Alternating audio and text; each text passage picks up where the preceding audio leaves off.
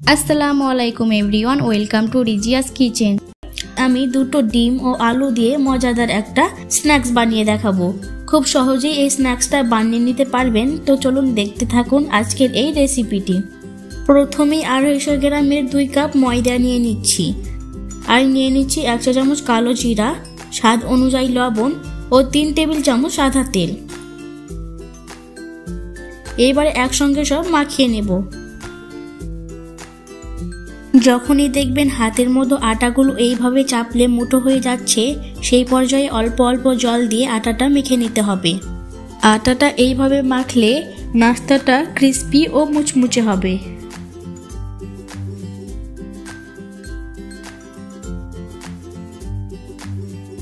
ভালো করে আটাগুলো মেখে নিতে হবে, আর আপনাদের খেয়াল রাখতে হবে আটাটা কিন্তু একটু নরম করেই মাখতে হবে।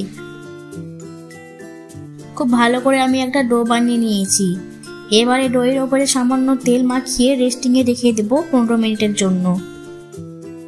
ততক্ষণে এইদিকে আমি পুরটা বানিয়ে নেব। তার জন্য এইখানে নিয়ে নিচ্ছি সরিষার তেল। তেলটা গরম হয়ে এলে দিয়ে দেবো 1 চা চামচ জিরা, আর নিয়ে নিচ্ছি 2 মিডিয়াম সাইজের পেঁয়াজ কুচি ও স্বাদ অনুযায়ী কাঁচা লঙ্কা কুচি। ঝালটা আপনাদের টেস্ট অনুযায়ী দেবেন। এবারে পেঁয়াজটা 1 মিনিট ভেজে নেব। পেঁয়াজটা 1 মিনিট ভেজে নিয়েছি। এবারে এর মধ্যে দিয়ে দেবো 1 চা চামচ আদা রসুন বাটা। পেঁয়াজের সঙ্গে আদা রসুন বাটাটা ভালো করে ভেজে নেব। আদা রসুনের কাঁচা গন্ধটা যাওয়া পর্যন্ত পেঁয়াজগুলো ভেজে নিয়েছি। এইবারে গুঁড়া মশলা অ্যাড করব। তার জন্য নিয়ে নিচ্ছি 1/2 চা চামচ জিরার গুঁড়ো, 1/2 চা চামচ ধনে গুঁড়ো, 1/2 চা চামচ হলুদ গুঁড়ো, আর সামান্য শুকনো লঙ্কার গুঁড়ো ও স্বাদ অনুযায়ী লবণ নিয়ে নিচ্ছি। মশলাগুলো পেঁয়াজের সঙ্গে একটু ভেজে নেব।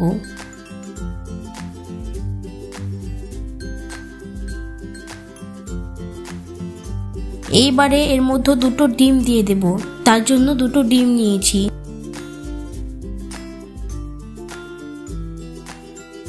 ডিমটাকেও 2 থেকে 3 মিনিট ভেজে নেব।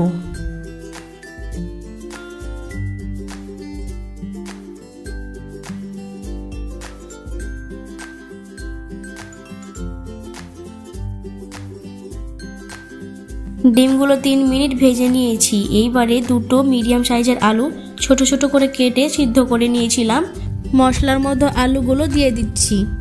এইবারে একটা ম্যাশারের সাহায্যে আলুগুলোকে একটু ম্যাশ করে নেব।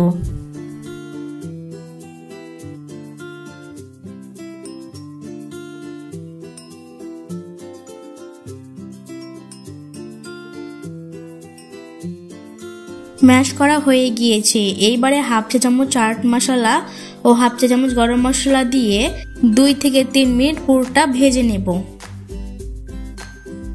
পুরটা বানানো হয়ে গিয়েছে। এইবারে ঠান্ডা হওয়ার জন্য রেখে দেব। 15 মিনিট হয়ে গিয়েছে। এইবারে ডোটাকে একটা রোলিং বোর্ডে নিয়ে নিচ্ছি। হাত দিয়ে চেপে চেপে আটাটাকে রোল বানিয়ে ছোট ছোট লেচি কেটে নিচ্ছি।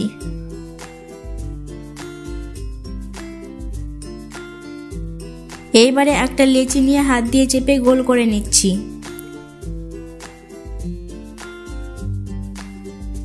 ওপর থেকে একটু ময়দা দিয়ে পাতলা রুটি বেলে নেব।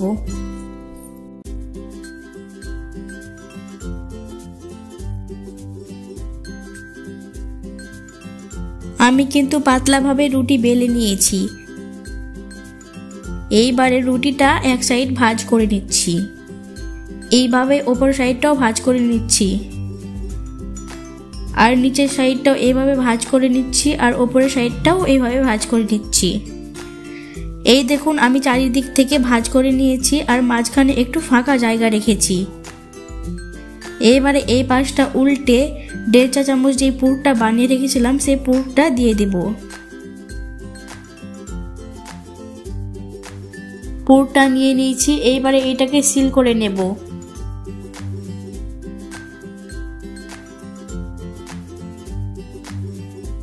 ফাঁকা জায়গাগুলোতে জল লাগিয়ে চেপে চেপে সিল করে নেব।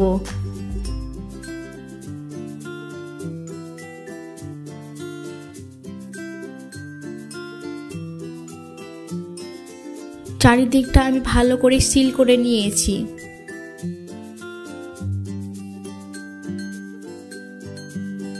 এই দেখুন এইভাবে সবগুলোই আমি বানিয়ে নেব। এইখানে আমি সবগুলোই বানিয়ে নিয়েছি। এইবারে এইগুলোকে ভেজে নেব। এই জন্যই কড়াইতে পরিমাণ মতো তেল গরম করতে বসিয়ে দিয়েছিলাম। তেলটা গরম হয়ে গিয়েছে। এবারে একটা একটা করে সবগুলোই তেলে ছেড়ে দিচ্ছি।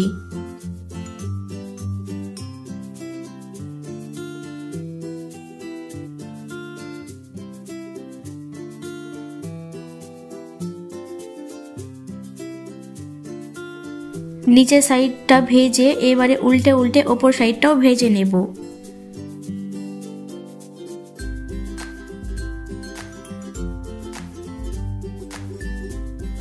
উল্টে পাল্টে সবগুলোই ভেজে নিয়েছি।